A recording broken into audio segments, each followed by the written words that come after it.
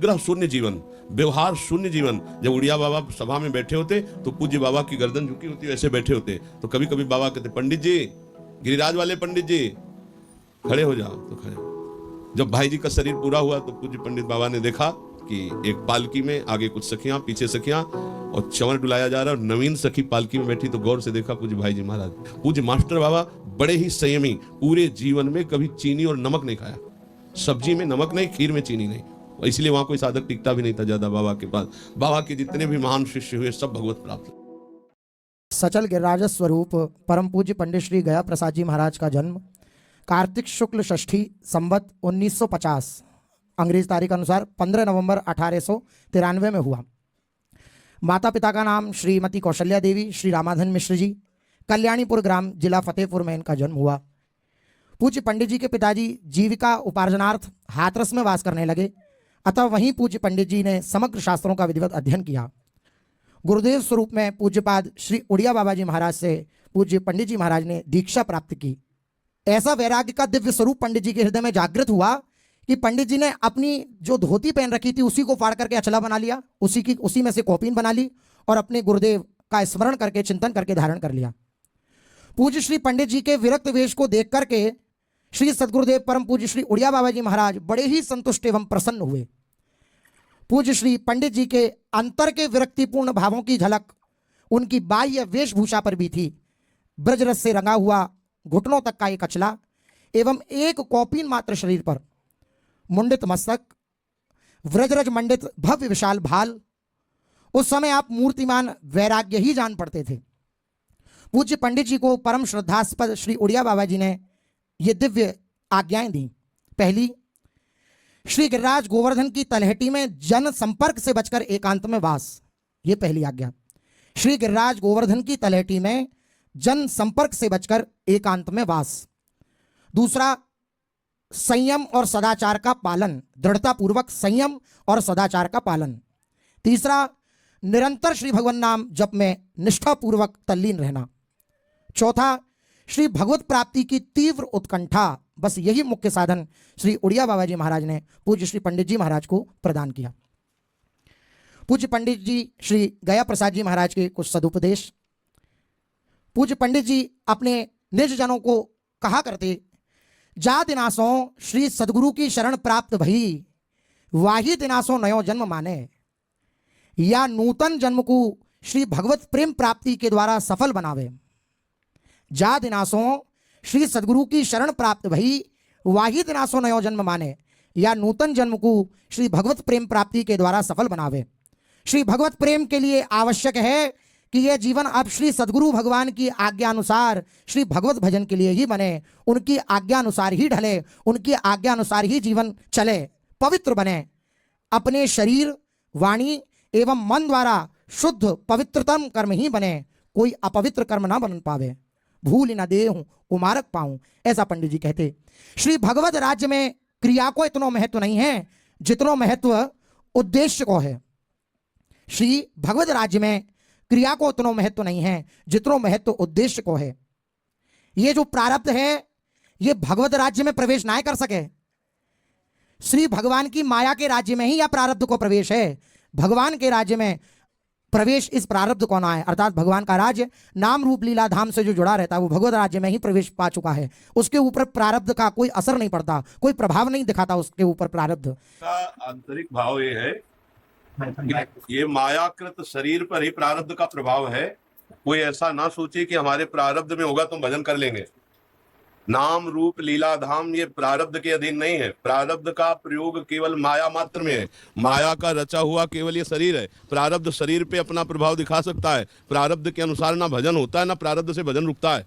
भजन के ऊपर प्रारब्ध का कोई भी प्रभाव नहीं। भाव समझना है, नाम रूप लीला धाम ये हमारे प्रारब्ध से नहीं मिलता है, ये गुरु कृपा पुरुषार्थ से मिलता है। खूब नाम जप करे, इसमें जो दैव दैव आलसी पुकारा वाला भाव नहीं होगा कि हमारे प्रारब्ध में होगा तो हम भजन कर लेंगे, हमारे प्रारब्ध में नहीं तो हम भजन नहीं कर पा रहे। प्रारब्ध भजन से संबंध नहीं रखता, प्रारब्ध भोग से संबंध रखता है, शरीर को सुख या दुख प्रदान करना। भजन भाव से संबंध रखता है, उद्देश्य से। कोई भी ऐसा बुरा प्रारब्ध नहीं जो हमारे भजन को रोक सके और कोई ऐसा भला प्रारब्ध नहीं जो भजन करा सके। भजन गुरु कृपा से होता है, प्रारब्ध से नहीं। तो वहां यहाँ प्रारब्ध का भाव ये कि प्रारब्ध प्रभाव मायाकृत शरीर पर पड़ सकता है, लेकिन भाव प्रदान करने वाले नाम रूप लीला धाम को रोक दे, इतनी बड़ी सामर्थ्य प्रारब्ध में नहीं। प्रारब्ध का भगवत राज्य में प्रवेश नहीं, देह राज्य में, माया राज्य में प्रवेश है। ऐसा भाव जी।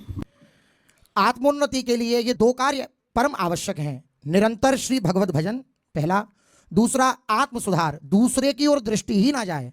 ये दो कार्य आत्मोन्नति के लिए परम आवश्यक हैं। निरंतर भगवत भजन और दूसरे की ओर दृष्टि ही ना जाए। पूज्य बाबा का 40 या 45 वर्ष के बाद वैराग्य रूप हुआ। 40-45 वर्ष तक गृहस्थी में बैरागी बनकर ही रहे, बहुत अकिंचन भाव से रहे। पर बहुत आश्चर्य की बात है कि 45 वर्ष गृहस्थ धर्म का पालन करके और वैराग्य लेकर के बहुत शीघ्र ऊंची अवस्था को प्राप्त हो गए। कारण कि प्रतिग्रह शून्य जीवन, व्यवहार शून्य जीवन। महान सिद्ध संत श्री उड़िया बाबा जी की आज्ञा पर अक्षरशः चलने वाले। बाबा कभी प्रश्न नहीं किए। जब उड़िया बाबा सभा में बैठे होते तो पूज्य बाबा की गर्दन झुकी होती, वैसे बैठे होते। तो कभी कभी बाबा कहते, पंडित जी, गिरिराज वाले पंडित जी खड़े हो जाओ। तो खड़े, आप समझे जो हम कह रहे थे? तो कहते, महाराज जी आप समझा दिए। तो क्या समझे आप बताओ। जो बाबा बोले उसका सार खड़े होकर के पूज्य महाराज जी। एक दिन पूज्य बाबा के मन में आया कि गुरु हमने मान लिया, क्या बाबा ने हमको शिष्य माना? ये हृदय की बात होती है कि संबंध तो ये है, पर बाबा ने क्या हमें शिष्य माना? ये हम कैसे प्रमाणित माने कि गुरुदेव ने हमें स्वीकार कर लिया? अगर गुरुदेव अपने गले की माला उठा, एक रुद्राक्ष की माला थी, अगर उतार कर हमारे गले में डाल दे तो मान लेंगे कि हमारे गुरुदेव ने मुझे स्वीकार कर लिया। कहा, पंडित जी आओ, माला पहनोगे? बाबा सोच के ही गिरिराज जी से आए, उतारी माला पहनाए। जब भाई जी का शरीर पूरा हुआ तो पूज्य पंडित बाबा ने देखा कि एक पालकी में आगे कुछ सखियां, पीछे सखियां, और चंवर डुलाया जा रहा है और नवीन सखी पालकी में बैठी। तो गौर से देखा पूज्य भाई जी महाराज। तो यहाँ से जब वहाँ के जन आए थे तब बताया था बाबा ने कि हमने देखा भाई जी वृंदावन आए हैं सहचरी वपु धारण करके। बड़ा दिव्य भजन का तेज पूज्य बाबा का। अब आश्चर्य कि 45 वर्ष तक गृहस्थ धर्म में, पुत्र भी हुए महान भागवताचार्य। उनके शायद बाबा के पौत्र इस समय पीयूष जी नाम के भागवताचार्य के रूप में हैं। बाबा के जो शरीर से पुत्र प्रकट हुए, बड़े ही सुंदर भगवत चर्चा करने वाले।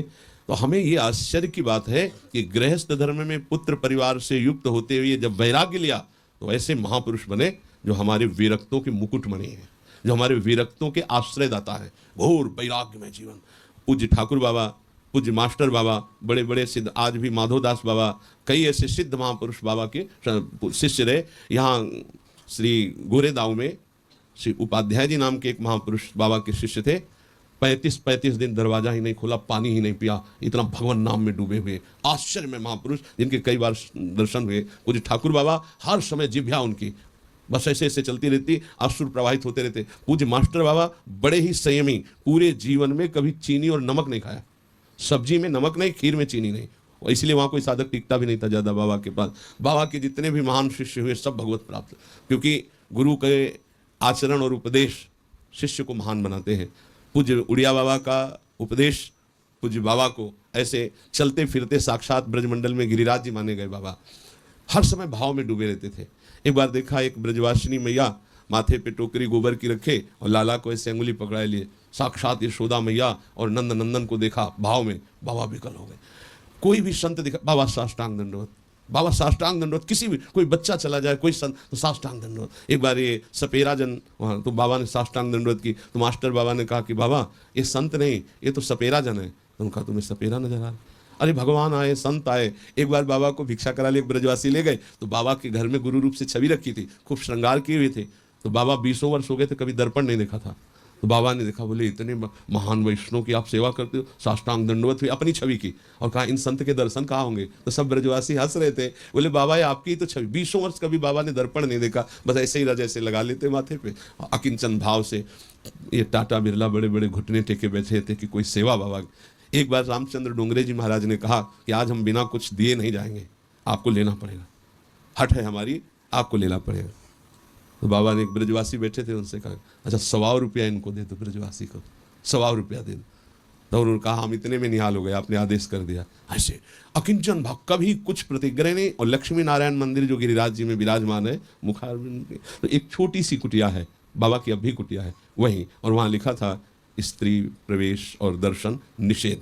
और गृहस्थी में रहकर बाबा आए थे और ऐसा भजन किया कि संपूर्ण ब्रजमंडल बाबा के भजन और वैराग्य के अधीन रहा। तो इन महापुरुषों की कृपा से ही अपने लोगों के हृदय में थोड़ा कुछ संसार से वैराग्य, प्रभु से अनुराग हो सकता है। हम इन महापुरुषों से विनय करें कि इनकी कुछ कृपा हमारे ऊपर हो जाए, हम भी शरीर और संसार के राग का त्याग करके जैसे ये प्रभु से प्रेम करते हैं ऐसे हम प्रियालाल से प्रेम कर पाए। इन सब महापुरुषों की